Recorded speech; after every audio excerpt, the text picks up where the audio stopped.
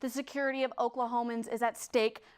The search to fill President Boren's shoes continues, and $1.7 million in state funds is unaccounted for. This is OU Nightly.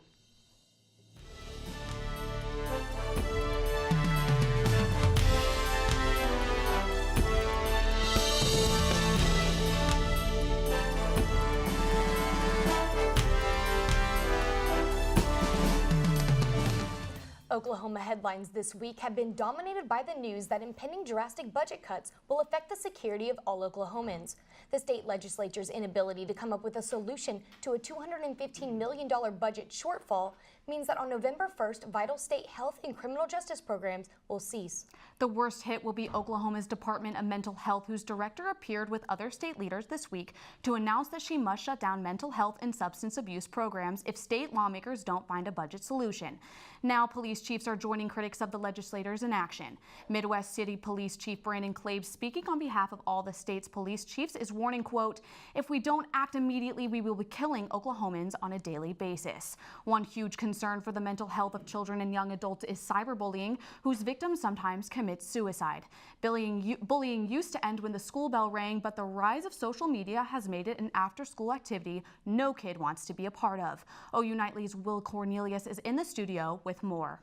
Suicide is the second leading cause of death among Oklahoma's youth, and the state ranks 11th in the nation for youth suicide rates. It is estimated 2 kids per week in Oklahoma take their lives. I get called faggot, gay, cherry bomb, cherry popper, Elmo. Zach Hargis is a freshman here at OU and says he's experienced cyberbullying for years. It really started to happen around 7th grade. Kids started getting phones and stuff like that. Social media started really exploding, and I'd get really bad texts. The bullying got so bad, Hargis simply wanted out. I actually ended up switching high schools my sophomore year. I just couldn't really handle it anymore. I just wanted to get new atmosphere and just wanted to get away from those kids that I'd grown up with that I just didn't really click with. In a recent study done by Florida Atlantic University, 34% of students ages 12 to 17 reported being cyberbullied in their lifetime.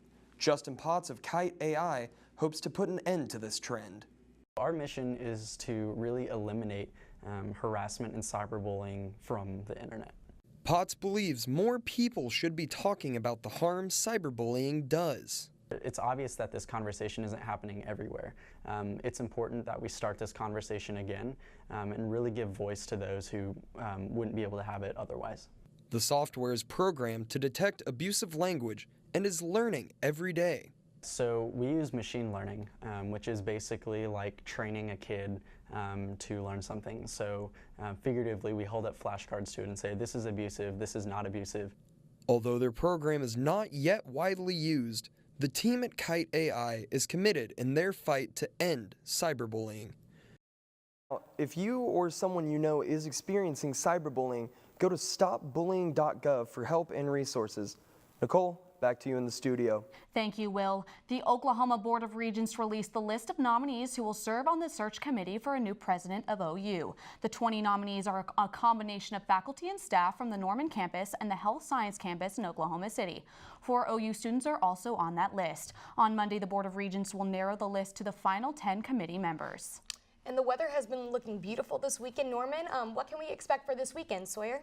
Yeah, the weather's been really nice, although right now we do have some clouds moving into the area, and that's kind of the precursor to some severe weather we're looking at mainly tomorrow afternoon into tomorrow night, and I'll have more on that in just a little bit, though. Current temps outside, I know those 70s across most of the state. We've got some 80s down in the south, and like I said, coming up a little bit, we're talking about the severe storms for tomorrow, and also the Weather Festival going on here in Norman. We'll have the forecast on that and the forecast for football up in Manhattan. Until then, back to you.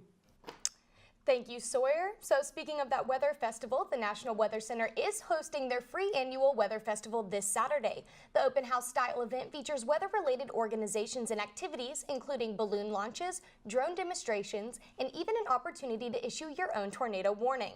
The festival also plans to offer tours and ways for the public to learn the ropes of the National Weather Center's state-of-the-art facilities. Still ahead on OU Nightly. An Oklahoma resident researches and the Senate has passed a budget that will help Republicans cut taxes.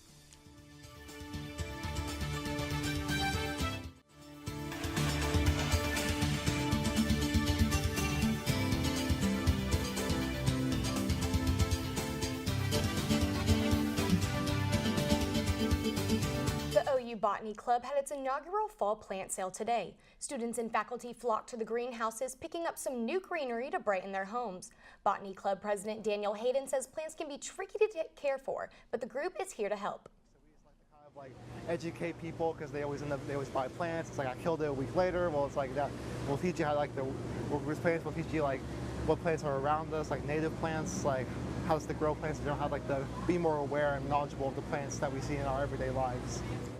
The Botany Club wanted to clear space so members can get work on their new plants. Those will be the ones on sale at the annual spring sale. Now, Kaitlyn Howard joins us in the News Center with the latest on Republicans' plans to cut taxes. Thanks, Olivia. Today, President Donald Trump promised tax cuts that he said will be the biggest in the history of our country. This follows the Senate passing a $4 trillion budget proposal that lays the groundwork for the Republicans' promised tax plan.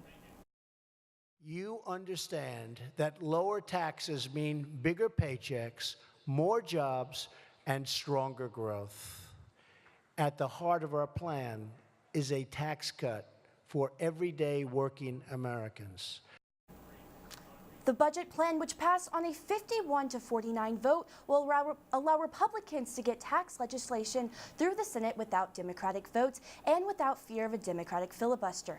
The money would reduce the corporate tax rate from 36% to 20%, decrease taxes for most people, and help with the repeal of inheritance taxes on multi-million-dollar estates.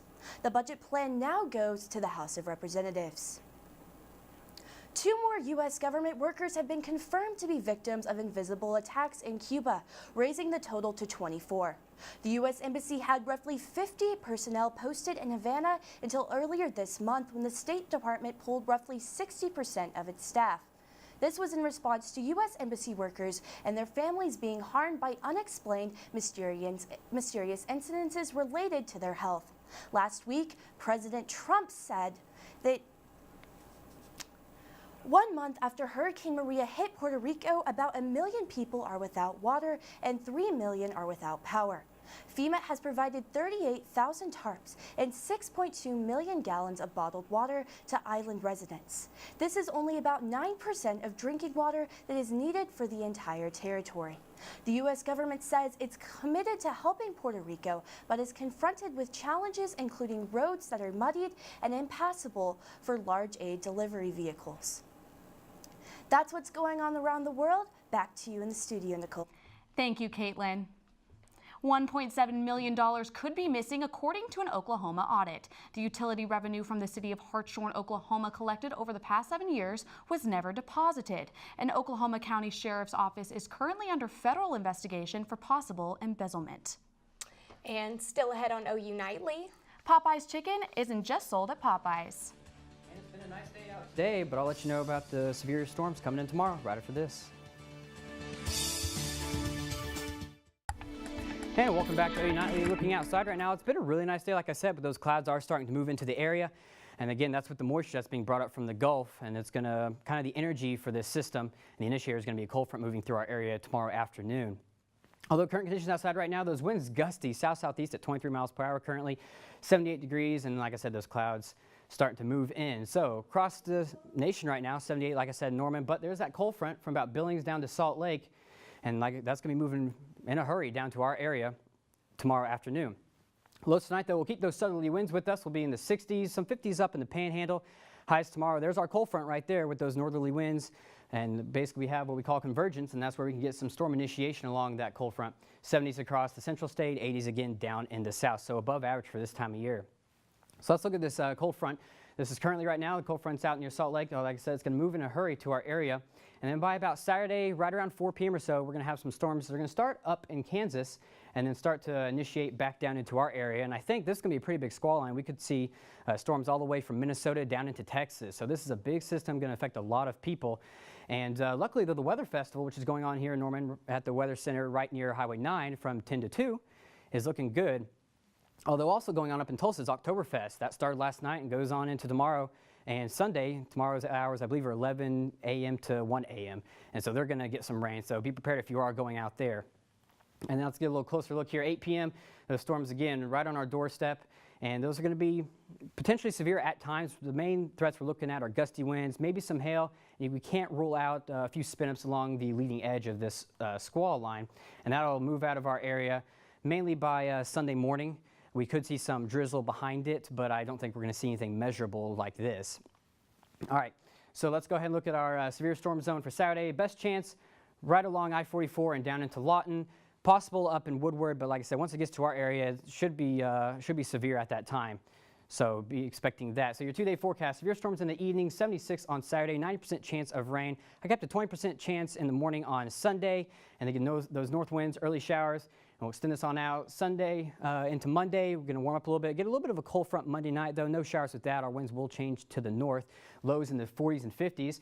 And look at Friday. We're going to extend on out there. Friday's an interesting thing. We're looking like our high on Friday is going to be around midnight, and then we're going to cool off during the day. So right now there are some models trying to bring in a little bit of snow. I only put a 20% chance there, but it's looking like it could cool us down by 1 p.m. into the mid to lower 30s. Wow. So it's a pretty big cold front.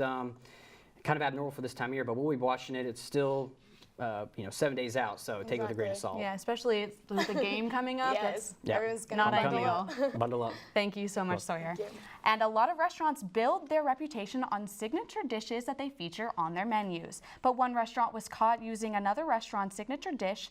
That's right, Sweet Dixie Kitchen in Long Beach, California will proudly serve you Popeye's chicken tenders. Owner Kimberly Sanchez says the restaurant orders Popeye's twice a day and says her restaurant's gumbo jam and slow-cooked pork are also ordered from other Long Beach restaurants. Well, I've heard Popeyes is really good. Don't know. I haven't never tried it, but if they're serving it at someplace else, I would Then it's gotta definitely be try it. That's it for news this Friday night, but don't leave yet. Big Friday Sports is on deck. Our sports team gives you an extended look at what's happening in sports. Kyle is here with more. Thanks, guys. Today on Big Friday Sports, we will go live from Kansas with our Game Day U team. Plus, all 4 major sports were in action last night, and we've got the recap. Big Friday Sports is next.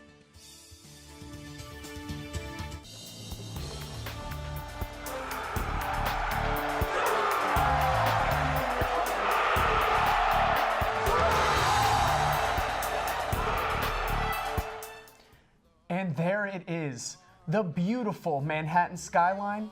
The Oklahoma Sooners are on their way. Wait a minute. Yeah, Kyle, wrong Manhattan.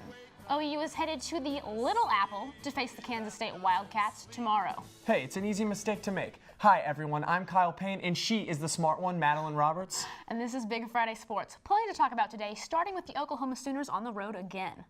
That's right, Madeline. OU is entering Manhattan riding a 13-game winning streak in true road games. Baker Mayfield has never lost one. And he doesn't plan to tomorrow, and he'll be playing in front of our own Carson Williams and Reagan Ledbetter. Guys, how do you see the Sooners looking in this one?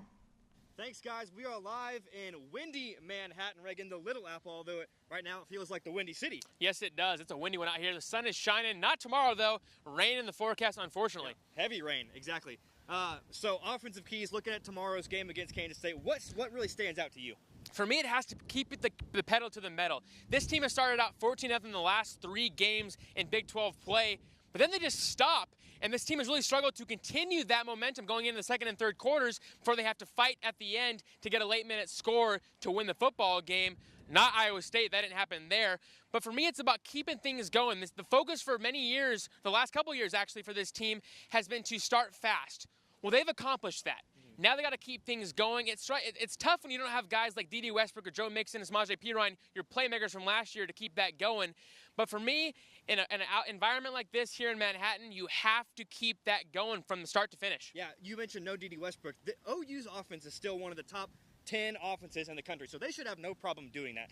On the other side of the ball, though, what has kind of stood out to you these past couple weeks have been a little bit of a shaky, games for the defense. For me, it has to be getting to the quarterback. When you're facing Kansas State, if Jesse Ertz is the starter, he's a guy who likes to run the football. OU struggles trying to stop guys who run the football, passers, because they're better at getting pocket quarterbacks. They're better, like Obo is good at getting to guys who are pocket passers, but guys who like to run and get on their feet and throw the ball down the field, they struggle with that. For me, it's about getting to the quarterback. It makes the secondary's job that much easier. The linebackers will be key. They'll be loading the box on Saturday trying to stop the run game for Kansas State. If they can do that, that'll be huge for the Sooners. We're not sure if Jesse Ertz will play or not, but whoever is under center, I think is going to give OU troubles with their run game. Like you mentioned, those linebackers are going to have to be key. Caleb Kelly, Kenneth Murray is key. Right, yeah. In the middle of the linebackers, Kenneth Murray will be huge. Yeah. A true freshman playing middle inside linebacker against an offense like Kansas State will be tough for him, but I think he's up to the challenge. I think so too. Back to the offensive side of the ball. It has been a big season for OU's young guys, Trey Sermon and CeeDee Lamb, and Big Friday Sports' Josh Calloway has more. When most teams lose the players the caliber of Joe Mixon, Samaje Perine, and Dede Westbrook, there would be some panic. But the University of Oklahoma is not most teams. Trey Sermon and CeeDee Lamb have proven through 2017's first 6 games that they are ready to be the next great set of Sooner stars. They're both, for freshmen, they're both outstanding. There's no doubt. And they both, if they stay healthy and stay humble, continue to work hard, those guys got a chance to be 2 really great players down the line. Sermon and Lamb have both made strong arguments with their play that they could be the best on the team at their respective position groups, and Coach Riley Baker Mayfield really emphasized maturity as a strong reason for their success. Trey's very mature, very steady. He runs very physical. Trey's kind of an old soul in a lot of ways. CD is probably, for his age and for his position right now, the talent's probably a little bit higher. For an 18-year-old freshman, that he's very mature, and so he can pay attention, and he doesn't necessarily have to, be out there and actually doing it to learn. Sermon and Lamb will continue to work to become OU's duo of the future as they head to Manhattan this weekend to face Kansas State. Josh Calloway, Big Friday Sports. Reagan, real quick, score predictions for tomorrow. I don't do this very often, pick against OU. I've been circled at this game as a trap game from the beginning of the season. I think Kansas State's going to shock the Sooners tomorrow. I'm saying 38-31 Wildcats, and the Sooners go to 2 losses. I'm going to go the other way. OU 38, Kansas State 20. I think OU has a little trouble early, but they find a way to get it done in the end. That'll do it for us in Manhattan. Guys, back to you in the studio where it's not so windy. Thanks, guys. The Sooner scores have been pretty tough to predict lately, but of course I'm taking OU 37-27. Madeline, are you expecting a Sooner victory tomorrow? I am, but I think it's going to be a close one. I'm taking the Sooners 35-31 over the Wildcats. Well, still to come on Big Friday Sports, we've got a little hockey for you today. And the new look OKC Thunder got off to a strong start last night. Stay with us. And welcome back to Big Friday Sports. You saw the wind out there with Carson and Reagan, and that wind's not going to lighten up for the game at all. South 15 to 20 miles per hour. Thunderstorms in the area by around 3 p.m. at game time and mid-70s. So overall, it's looking like a rough start for the weather and the game. Guys, back to you at the desk. Thank you, Sawyer. Yesterday was a bit of a historic day in sports. Kyle, what happened yesterday? Well, Madeline, last night was only the 2nd time ever that all 4 major sports and a college football team played on the same night. We'll start with a recap of the Thunder season opener. Madeline? That's right, Kyle. Last night was the Thunder season opener and the start of the young team's 10th season. Off-season pickups Paul George and Carmelo Anthony played their first game with the Thunder against Anthony's old team, the New York Knicks, in front of a roaring and rowdy Thunder crowd. The 2 All-Stars had 28 and 22 points respectively, helping the Thunder to a 21-point win, along with the reigning MVP, Russell Westbrook. Westbrook picked up right where he left off last season with a triple-double, 21 points, 10 rebounds, and 16 assists. And the Los Angeles Dodgers are going to the World Series. They finished off a dominant series performance with an 11-1 rout of the Chicago Cubs. Kike Hernandez was the star of the night, blasting 3 homers, and Clayton Kershaw was in pure Kershaw form. The Dodgers will face off against the winner of the Yankees and Astros series, where the Yanks are currently up 3-2. First pitch for that game is tonight at 7. And in the NFL world, the Chiefs and Raiders went head-to-head in an AFC West battle in Oakland. Amari Cooper led the Raiders in receiving with 210 yards, including a 38-yard touchdown reception from Derek Carr in the first quarter. The Chiefs went up 30-21 heading into the fourth after quarterback Alex Smith threw for 3 touchdowns. But the Raiders mounted a comeback in the fourth. After several penalties, Carr found Michael Crabtree for the game-winning touchdown. Final score 31-30 Raiders. And in college football, number 25 Memphis escaped a 17-point second-half deficit to rally back and beat Houston 42-38. Down 31-14 at half, the second half sparked new life for the Tigers. The teams combined for over 1,000 yards of total offense, but it was Riley Ferguson's 471 yards and Patrick Taylor's 4 touchdown runs that made the big difference. Down 3 with less than 2 minutes to go, Ferguson marched the team down and hit Sean Dykes for a 21-yard touchdown to close it out. All right, well, that's all we have for you today. Thanks for watching Big Friday Sports from the Gaylord College of Journalism and Mass Communication on the campus of the University of Oklahoma. We'll see you back here Monday at 4:30. Good night. Good night.